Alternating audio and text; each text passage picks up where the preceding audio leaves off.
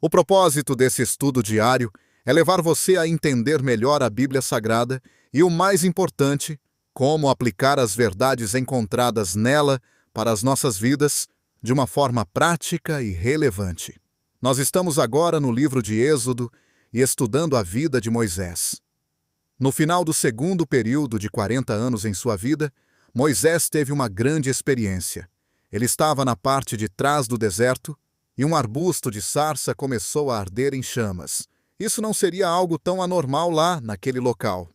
Mas geralmente, em 5 segundos, o arbusto de sarça estaria totalmente consumido. 5 segundos.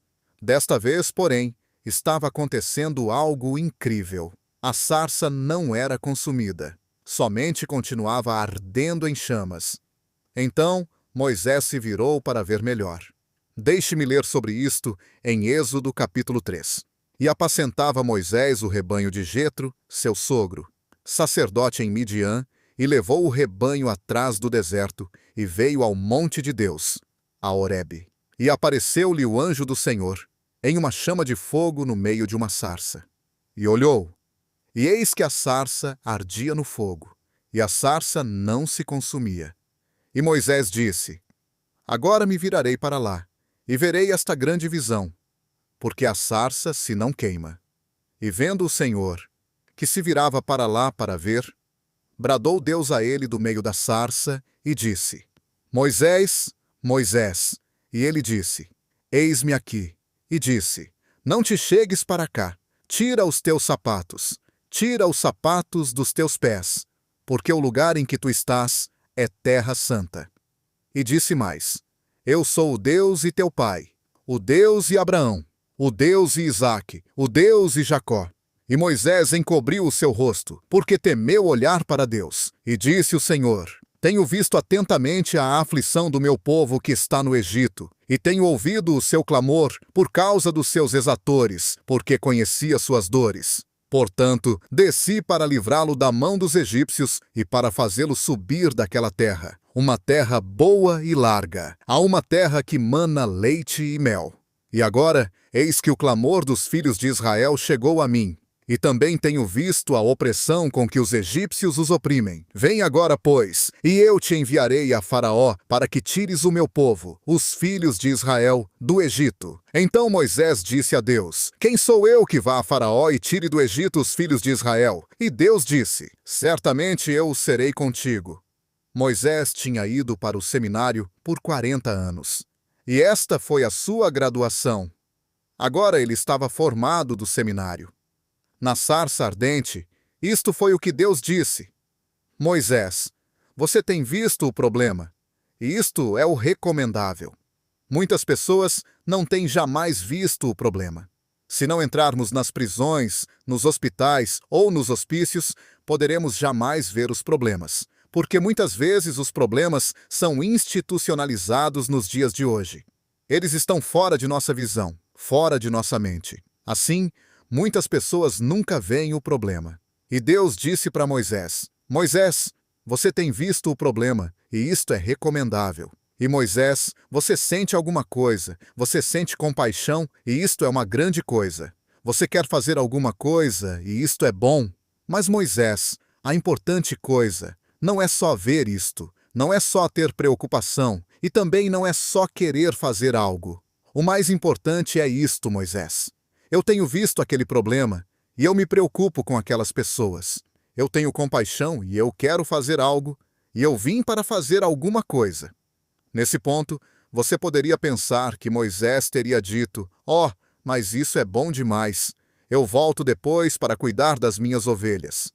Entretanto, Deus disse-lhe: Vem comigo, Moisés, e eu estarei enviando você a Faraó, e assim você será o libertador deste povo. E Deus está agora tentando convencê-lo, ao final dessa lição, que, Moisés, você é alguém.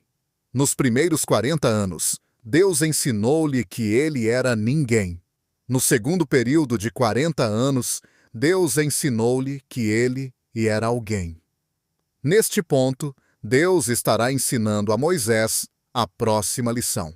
Nós chamamos isto de humildade.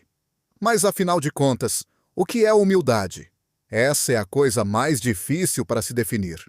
Eu ouvi sobre um pastor que ganhou uma medalha da sua congregação porque ele era muito humilde, mas eles tiveram que confiscar a medalha porque o pastor a usou todo o tempo e em todo lugar.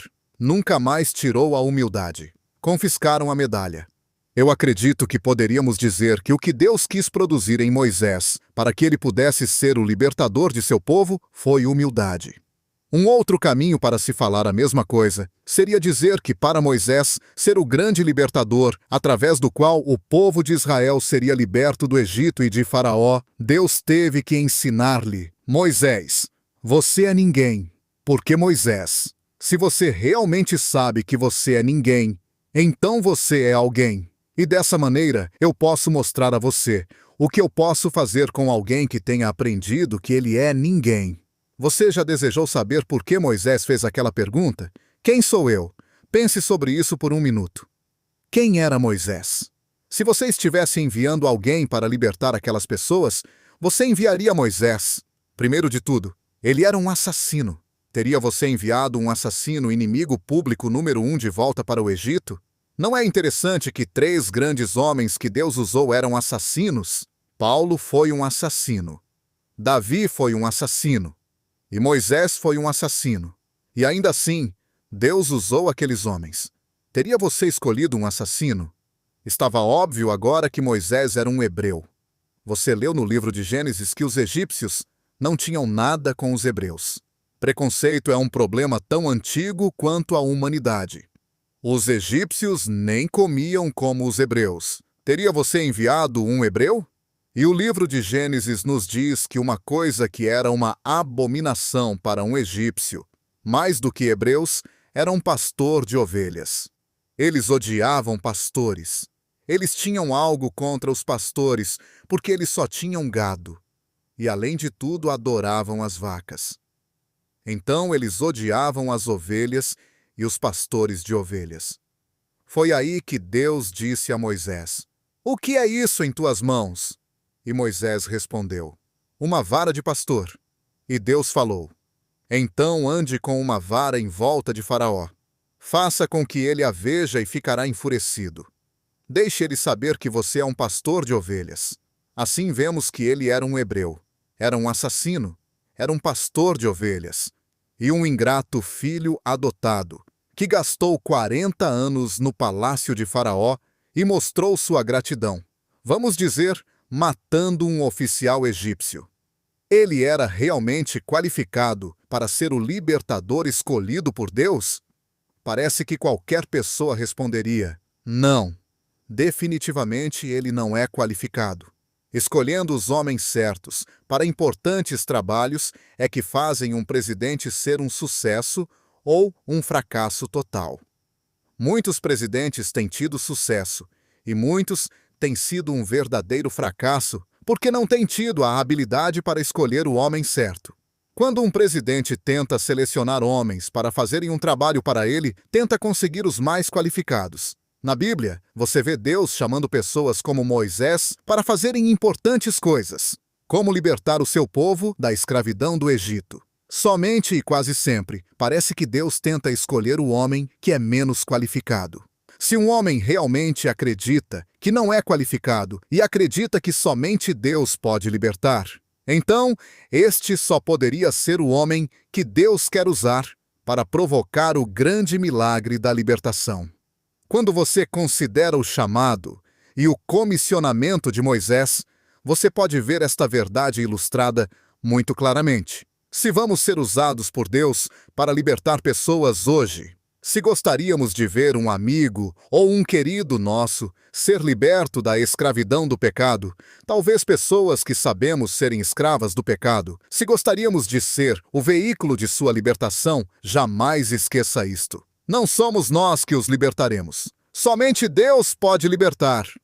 Eu lembro que um professor disse para mim quando estava no seminário: quando você tentar levar uma pessoa para Cristo, quando você tentar levar alguém para a experiência da salvação, nunca esqueça isto. Sem o Espírito Santo, você estará tentando o impossível. Realmente isso é absolutamente impossível. Somente Deus pode libertar. Se Deus está chamando você para ser um libertador, da mesma maneira como ele chamou Moisés para ser um libertador, é óbvio que ele deverá produzir humildade em você. Eu penso que uma boa definição de humildade é entender quem vai executar esse milagre. Eu nunca tinha entendido isto, mas a Bíblia ensina essa verdade de capa a capa. Esse é o plano de Deus: usar o seu poder em seu povo para realizar seu propósito de acordo com seu plano. Deixa eu repetir essa verdade. Esse é o plano de Deus: usar o seu poder no seu povo para realizar seu propósito de acordo com seu plano. Jesus deu-nos um grande exemplo quando ele saiu para o jardim com seus discípulos. O Mestre ilustrou esse processo com uma grande videira que tem seus ramos, e esses ramos produzem frutos.